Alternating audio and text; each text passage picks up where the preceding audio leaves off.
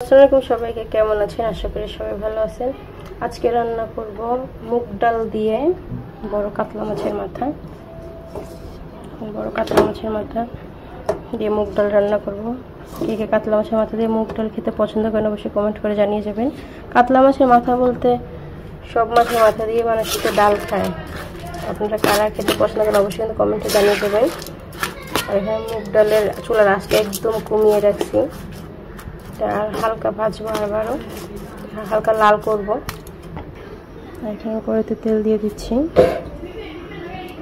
আমার তেলটা গরম হয়ে আসতেছে, তাহলে 3টা শুকনো মরিচ দিয়ে দিলাম। মরিচটা হালকা লাল করে নিব। এখানে পেঁয়াজ রসুন দুটোই কুচানো আছে, এটা দিয়ে দিলাম। মুগ ডাল দিয়ে, খেসারি ডাল দিয়ে বা কালাই ডাল দিয়ে মাছের মাথায় রাখতে ভালো লাগে,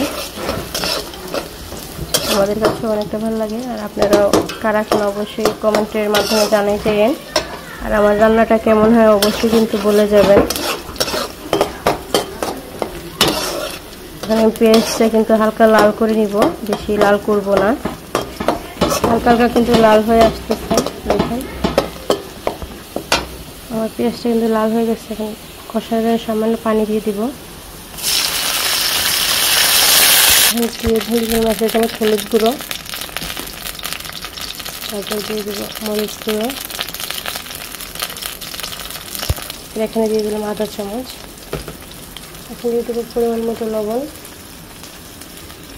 1 চামচ লবণ দিয়ে দিলাম। এটাকে ভালোভাবে কষাই নেব।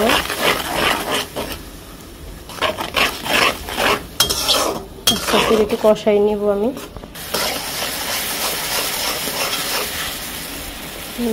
কষাই নিচ্ছি। এখানে আমার ডাল ভাজা শেষ। কষানোর পরে এখানে মাছটা দিয়ে দিব। মাছটা একটু কষানোর পরে তারপর করে ফেলবো।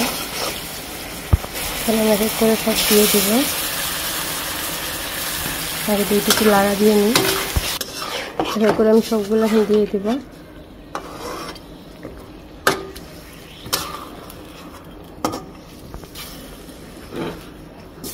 দিয়ে দিলাম এক করে সব। এটা হালকা কষাবো, তাই এখন ঢেকে দিব। আগে করে ঢেকে দিব। এখন কষানো যখন হয়ে গেছে, এখন এখানে ডালটা দিয়ে দিব। ডালটা দিয়ে দিচ্ছি। এখন সামান্য নেড়ে নিব।